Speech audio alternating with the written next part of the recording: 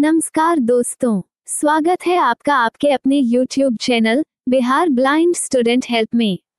दोस्तों, आज के होम साइंस एपिसोड में व्यवहारिक भाग का अध्याय 5 जिसका नाम है सिलाई, पूरे अध्याय एक ही वीडियो में सुनेंगे। प्यारे दोस्तों, इस वीडियो में बताए गए सभी जानकारी एवं तथ्यों को ध्यान से सुनें। अगर हो सके तो उन्हें नोट भी कर सकते हैं ताकि परीक्षा के समय आपके सामने प्रश्नों का पर्याप्त संग्रह हो जाएंगे, जिससे आपको रिवीजन करने में मददगार साबित होगा। वीडियो में आगे बढ़ने से पहले आपसे एक रिक्वेस्ट है, यदि आप इस चैनल पर नए आए हैं तो चैनल को सब्सक्राइब कीजिएगा, वीडियो को लाइक और दोस्तों और सहपाठियों के साथ शेयर कीजिएगा। अपनी कीमती राय कमेंट में जरूर लिखिएगा। आगे इस चैनल पर किस तरह का कंटेंट देखना पसंद करेंगे, क्योंकि इस चैनल पर इसी तरह के से इन्फॉर्मेटिव हेल्पफुल वीडियो लाया जाएगा आने वाले समय में और भी यूनिक होने वाला है, इसलिए आप इस चैनल से जुड़े रहें। आइए दोस्तों, सुनते हैं मीनाक्षी मैम से। होम साइंस क्लास 10 फिजियोलॉजी की बुक प्रैक्टिकल पार्ट का 5वां अध्याय सिलाई। सबसे पहले पैजामा। पैजामा प्रायः पुरुष एवं बालक ही पहनते हैं, परंतु सर्दी की ऋतु में सर्दी से बचने के लिए यह छोटे बच्चों को भी पहनाया जाता है। आजकल विभिन्न प्रकार के पैजामे प्रचलित हैं। सुविधा एवं रुचि के अनुसार सादा पैर वाला पैजामा, अलीगढ़ी, सादा घेर वाला पैजामा, अलीगढ़ी पैजामा, चूड़ीदार पैजामा एवं पैंट नुमा पैजामा पहने व बनाए जाते हैं। वर्तमान फैशन में अलीगढ़ी पैजामा ही अधिक प्रचलित है। नाप। पैजामा बनाने के समय निम्नलिखित नापों की आवश्यकता होती है। अनुमानित नाप। लंबाई 39 इंच ब्रैकेट में 98 सेंटीमीटर, हिप 36 इंच यानी 90 सेंटीमीटर, मोरी 16 इंच यानी 40 सेंटीमीटर, घुटने तक की लंबाई 18 इंच 45 सेंटीमीटर, इसका मतलब गिदरी 28 इंच यानी 70 सेंटीमीटर, नेफा एवं मोरी 3 इंच यानी 7.5 सेंटीमीटर मोड़ने के लिए। कपड़े को रात भर भिगोकर सुखा लें और प्रेस कर लें और आयरन करने के पश्चात ही उसको काटना चाहिए, इससे सिकुड़ने का भय नहीं रहता। इसके बाद दूसरे नंबर पे आता है बेबी फ्रॉक। वर्तमान युग में प्रायः सभी उम्र की लड़कियां फ्रॉक पहनती हैं। ये भिन्न भिन्न प्रकार से फैशन के अनुरूप बनती हैं और पहनी जाती हैं। सामान्य चुन्नटदार फ्रॉकों में योक फ्रॉक ही सर्वाधिक लोकप्रिय है। इसी में सादे योक के अलावा विविध नमूने के योक बना लिए जाते हैं। फ्रॉकों में विविध प्रकार के गले एवं बाहों का प्रयोग करते हैं। प्रायः फ्रॉकों को लेस, फ्रिल, कढ़ाई, सलमे, गोटे आदि से सजाया जाता है, परंतु बच्चों के फ्रॉक में गढ़ने वाली सामग्री न लगाकर पतली लेस व स्मोकिंग से सजाया जाता है। छोटी बूटियों या नर्सरी कढ़ाई भी मन को मोह लेती है। योक में, बाहों में और घेर में यदि विपरीत रंग की फ्रिल या बॉर्डर लगाई जाए तो फ्रॉक अधिक सुंदर लगेगा। नाप। छोटी लड़कियों के लिए फ्रॉक बनाने के लिए निम्नलिखित नापों की आवश्यकता पड़ेगी। लंबाई 22 इंच, सीना 24 इंच, गला 12 इंच, कंधा 11 इंच, आस्तीन 6 इंच। सूत्र। लंबाई गुना 2 प्लस 6 इंच, ये आ गया 22 गुना 2 44 और 6 50 इंच। कटाई की विधि। सबसे पहले कपड़े से घेर के लिए लंबाई जमा 2 इंच मोड़ माइनस 1/4 सीना, ये आ गया। ये हमारा जो दिया हुआ है डाटा उसके अकॉर्डिंग आ गया 22 प्लस 2 माइनस 24/4, तो इसको आ गया 24 को 4 से डिवाइड किया तो 6 आ गया। 22 और 2 24 में से 6 माइनस किए तो ये आ गया 18। तो फ्रॉक की जो लंबाई है वो 18 इंच। उसके बाद 18 इंच कपड़ा एक घेर के लिए एवं 18 इंच दूसरे घेर के लिए, तो टोटल 36 इंच कपड़ा, लंबा कपड़ा निकाल लें। अब 36 इंच कपड़े को लंबाई से आधा कर लें। बीच में मोड़ पर घेरे का चिन्ह लगाएं। 1 से 2 बराबर है 1 इंच, 2 से 3 बराबर पूर्ण लंबाई माइनस 1/4 इंच सीना, ये आ गया 22 माइनस 6 इंच, तो ये आ गया 16 इंच। फिर 3 से 4 ये इज इक्वल टू 2 इंच मोड़। फिर 1 से 5 1/4 सीना बराबर है 6 इंच। प्लेट के लिए या इच्छा अनुसार ज्यादा कपड़ा ले सकते हैं अधिक घेर के लिए। 5 से 10 बराबर है 1/4 सीना प्लस 3 बराबर है 9 इंच। फिर 10 से 9 बराबर है 1.5 इंच आकार के लिए। फिर 9 से 11 तिरछी रेखा, 9 से 8 1 इंच पिछले पल्ले का आकार। फिर 9 से 7 3/4 इंच अगले पल्ले का आकार। फिर 8 से 10 बराबर है 1/2 सीना प्लस 3 = 15 इंच। तो ये डायग्राम के अकॉर्डिंग सारा कुछ दिया हुआ है, चित्र इसका बना हुआ है इसमें। इसके बाद आता है पिछला घेर काटना। 1 से 4, 4 से 12, 12 से 11, 11 से 9 की रेखा पर कटाव लेकर 8 से 1 तक काटें। ऊपर की 2 तहें अलग कर लें, यह पिछला घेर है। उसके बाद अगला घेर काटना। 4 से 12, 12 से 9 रेखा पर कटाव लेकर 7 पर से काटते हुए 1 तक काटें, यह आगे का घेर है। इसके नीचे नोट है, 50 इंच पूरी लंबाई के कपड़े में से 36 इंच लंबा कपड़ा निकाल लेने पर 14 इंच कपड़ा बचा, 11.4 या 114 इंच बचा। तो उसी कपड़े से आगे पीछे का सीना व आस्तीन बनेगा। अब आस्तीन की लंबाई 6 इंच और इसकी चौड़ाई 14 इंच होगी। कपड़े से 6 इंच की लंबाई का टुकड़ा काट लें, यह चौड़ाई में 28 इंच होगा। अब इसे चौथाई मोड़ें, यह 14 इंच होगा। इसे बीच में काट लें, ऐसा करने से यह 6 इंच लंबा और 14 इंच चौड़ा होगा। चौड़ाई से मोड़ने पर यह 6 इंच लंबा और 7 इंच चौड़ा होगा। अब इसे चित्र पृष्ठ नंबर 317 पे जो चित्र बना हुआ है उसके अनुसार काटें। अब 1 से 7 बराबर लंबाई बराबर 6 इंच ब्रैकेट में 1/4 सीना। फिर 1 से 2 बराबर है 2 इंच प्लेट के लिए। फिर 2 से 3 बराबर 1/4 सीना माइनस 1 इंच = 5 इंच। फिर 3 से 4 बराबर है 1/4 सीना माइनस 1/4, इसको भाग कर दो 2 से, तो ये आ गया 2 और 3/4 इंच, मतलब 2 से 3 का आधा। फिर 5 से 6 बराबर है 1/2, ये आकार के लिए। अब इसके बाद काटना, अगला स्टेप है काटना। 1 से आरंभ करके 7 तक, 7 से 6, 6 से 2 काटें, आगे की तरफ गहरी काट होगी। फिर अगला पॉइंट है सामने का ऊपरी भाग। इसकी लंबाई सीने की चौड़ाई अथवा 6 इंच होगी तथा चौड़ाई सीने का आधा प्लस 1 इंच होगी। 6 इंच लंबा और 13 इंच चौड़ा कपड़ा लें और इस कपड़े को दोहरा कर दें और काटें। 1 से 2 बराबर है 2 इंच गला। 1 से 3 बराबर 1/4 सीना 6 इंच। 1 से 4 = 1/12 सीना = 2 इंच गला। फिर 1 से 5 बराबर कंधे का आकार बराबर 1/2 इंच। फिर 3 से 7 बराबर 1/4 सीना प्लस 1/2 = 6 और 1/2। इसके बाद अगला स्टेप है काटना। 3 से 7, 7 से 6 आधा इंच गहराई लेकर काटते हुए 4 से गले का आकार बनाएं। फिर अगला स्टेप है ऊपरी भाग का पिछला हिस्सा। जो टुकड़ा 6 इंच लंबा एवं 15 इंच चौड़ा बचा है उसी से ऊपरी भाग का पिछला हिस्सा काटें।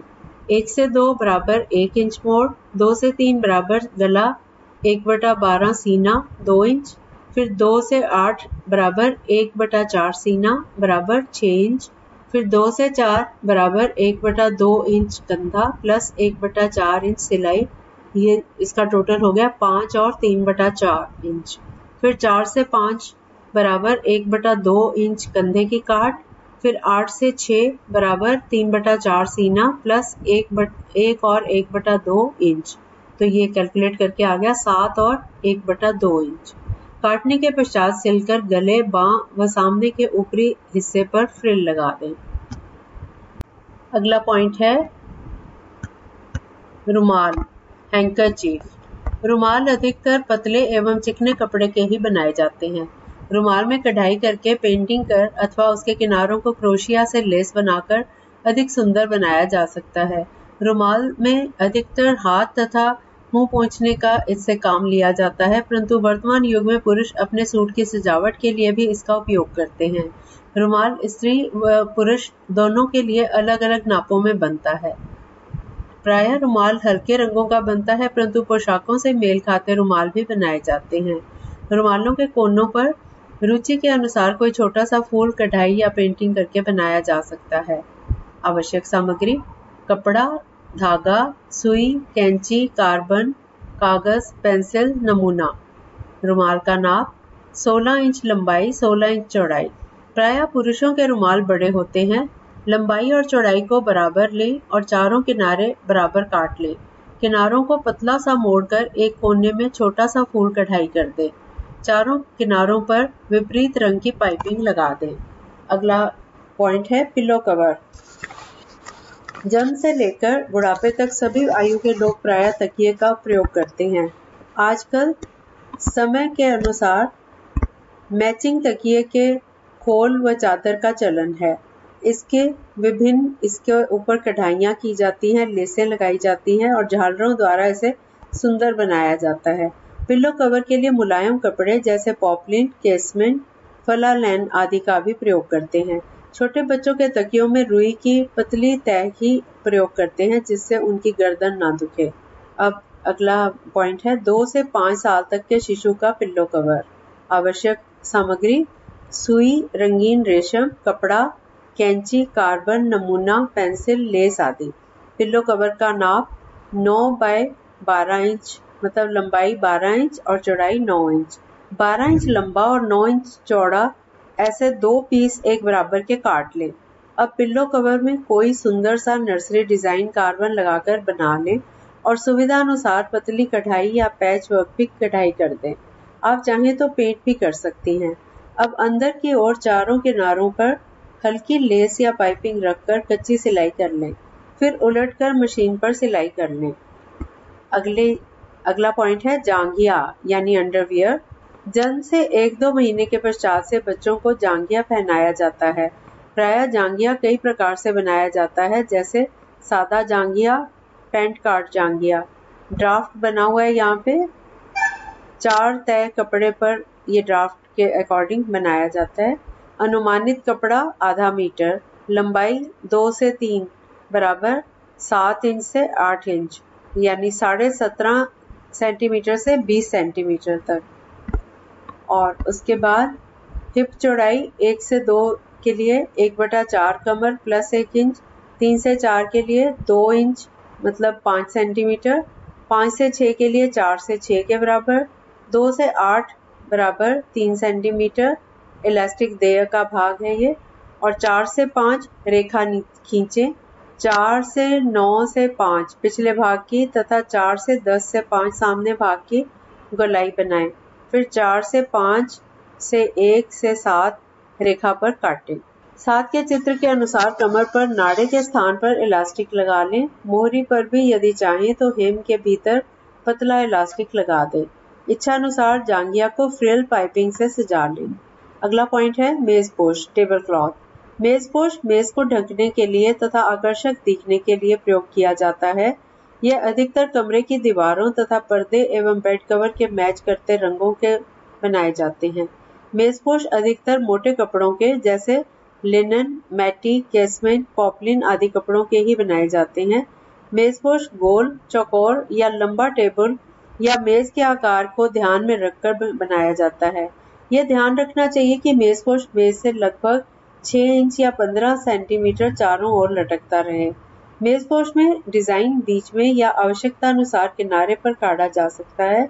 उदाहरण के लिए रेडियो अथवा टेलीविजन की टेबल पर बिछाने वाले टेबल क्लॉथ पर डिजाइन दोनों कोनों पर बनाना चाहिए। चाय कॉफी की टेबल पर बिछाने वाले मेजपोश में बीच में डिजाइन अवश्य बनाना चाहिए। मेजपोश के किनारे feather, switch, black cat, stitch और चेन स्टिच आदि से बनाना चाहिए। किनारों पर लेस या पाइपिंग भी सुंदर लगेगी। नेक्स्ट पॉइंट, कढ़ाई के टांके, स्टिचेस ऑफ एम्ब्रॉयडरी। कढ़ाई के लिए भिन्न भिन्न प्रकार के टांकों का प्रयोग होता है। इन टांकों को सजावटी टांके भी कहते हैं। इसमें कुछ टांकों का प्रयोग सिलाई में भी किया जाता है। ये टांके हैं: नंबर 1 भराई के टांके, सैटिन स्टिच। नंबर 2 जंजीरा टांके, chain stitch. Number 3 lazy Daisy. Number 4 blanket stitch, blanket टांके। नंबर 5 हेम स्टिच, हेम टांके। नंबर 6 फ्लाई टांके फ्लाई स्टिच। नंबर 7 काज टांके button whole stitch. Number 8 feather टांके फेदर स्टिच। नंबर 9 उल्टी बखिया बैक स्टिच। और जंजीरा टांका होता है चेन स्टिच। ये बहुत ही सरल एवं सुंदर होते हैं। ये टांके दाईं ओर से बाईं ओर लगाते हुए बनाने चाहिए। सुई के नमूने के एक बिंदु से सुई को नीचे से अब निकालकर नमूने के ऊपरी धागे से फंदा बनाकर फिर उसी बिंदु से फंदे के अंदर ही कपड़े के नीचे से सुई को निकाल लिया जाता है। इसी को दोहराने से जंजीरा टांका बन जाता है। यह टांका अत्यंत कलात्मक होता है। और अंत में उल्टी बखिया बैक स्टिच। ऐसे टांके साधारण बखिया जैसे होते हैं, लेकिन ये कुछ तिरछे लगाए जाते हैं। जहां एक टांका समाप्त होता है वहीं से दूसरा प्रारंभ होता है। समान रूप से एक सीध में बराबर बराबर दूरी पर लगे टांके देखने में बहुत सुंदर लगते हैं। नर्सरी डिजाइन की बाहरी रेखा, फूलों की डंडियों तथा पौधे के मोटे भाग की कटाई इसी टांके का व्यवहार करके की जाती है। और एक पॉइंट और रह गया, मेज पोश टेबल क्लॉथ। मेज पोश मेज को ढकने के लिए तथा आकर्षक दिखने के लिए प्रयोग किया जाता है। यह अधिकतर कमरे की दीवारों तथा पर्दे एवं बेड कवर के मैच करते रंगों के बनाए जाते हैं। मेजपोश अधिकतर मोटे कपड़ों के जैसे लिनन, मैटी, केसमेंट, पॉपलिन आदि कपड़ों के ही बनाए जाते हैं। मेजपोश गोल, चौकोर या लंबा टेबल या मेज के आकार को ध्यान में रखकर ही बनाया जाता है। ये ध्यान रखना चाहिए कि मेजपोश मेज से लगभग 6 इंच या 15 सेंटीमीटर चारों ओर लटकता रहे। मेजपोश में डिजाइन बीच में या आवश्यकता अनुसार किनारे पर काटा जा सकता है। उदाहरण के लिए रेडियो अथवा टेलीविजन की टेबल पर बिछाने वाले टेबल क्लॉथ पर डिजाइन कोनों पर बनाना चाहिए। चाय कॉफी की टेबल पर बिछाने वाले मेजपोश में बीच में डिजाइन अवश्य बनाना चाहिए। मेजपोश के किनारे फेदर, स्विच, ब्लैक स्टिच तथा चेन स्टिच आदि से बनाना चाहिए। किनारों पर लेस या पाइपिंग भी सुंदर लगेगी। Class 10th home science physiology की बुक प्रैक्टिकल पार्ट का 5th चैप्टर के क्वेश्चंस। प्रश्नावली। वस्तुनिष्ठ प्रश्न। पहली टाइप, सही उत्तर का संकेताक्षर क, ख, ग या घ लिखें। प्रश्न नंबर 1, वर्तमान फैशन में अधिक प्रचलित पैजामा कौन सा है? क, सादा घेरे वाला पैजामा। ख, चूड़ीदार पैजामा। ग, अलीगढ़ी पैजामा। घ, पैंटनुमा पैजामा। प्रश्न नंबर 2, रुमाल से अधिकतर कौन सा काम लिया जाता है? क, शरीर पोंछने का। ख, फर्श पर पोंछा लगाने का। ग, गाड़ी साफ करने का। घ, हाथ तथा मुंह पोंछने का। प्रश्न नंबर 3, प्रायः तकिए का प्रयोग करते हैं? क, सभी आयु के लोग। ख, बूढ़े बुजुर्ग। ग, बच्चे। घ, युवा। प्रश्न नंबर 4, जांघिया में कमर पर नाड़े के स्थान पर क्या लगाया जाता है? क, इलास्टिक। ख, प्लास्टिक। ग, रबर। घ, इनमें से कोई नहीं। इसके बाद प्रश्न नंबर 5, बच्चे को जांघिया पहनाया जाता है? क, जन्म के तुरंत बाद। ख, बड़ा होने के बाद। ग, स्कूल जाना प्रारंभ करने के समय। घ, जन्म से 1-2 महीने के बाद। दूसरी टाइप के क्वेश्चंस हैं, रिक्त स्थानों की पूर्ति करें। नंबर 1, पैजामा प्रायः डैश एवं डैश पहनते हैं। नंबर 2, सामान्य चुन्नटदार फ्रॉकों में डैश फ्रॉक ही सर्वाधिक चलती है।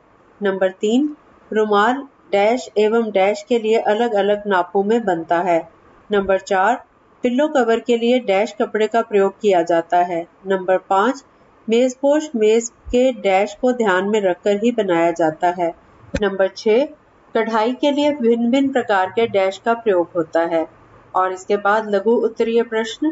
पहला प्रश्न, पैजामा बनाते समय किन किन नापों की जरूरत होती है? प्रश्न नंबर 2, छोटी लड़कियों के फ्रॉक बनाने के लिए किन किन नापों की आवश्यकता होती है? प्रश्न नंबर 3, रुमाल तथा पिल्लो कवर बनाने में कौन कौन सी सामग्रियों की आवश्यकता होती है? प्रश्न नंबर 4, कढ़ाई के लिए जिन टांकों का प्रयोग होता है उनमें किन्हीं 4 का नाम बताएं। और अंत में दीर्घ उत्तरीय प्रश्न। पहला प्रश्न, बेबी फ्रॉक सीने के लिए कौन कौन सी सामग्रियों की जरूरत पड़ती है? इसकी सिलाई आप कैसे करेंगे? प्रश्न नंबर 2, सिलाई करना गृहिणियों के लिए क्यों आवश्यक है? वीडियो को देखने के लिए धन्यवाद। यदि आपको यह वीडियो अच्छा लगा तो लाइक, शेयर और सब्सक्राइब दोस्तों के साथ शेयर करें।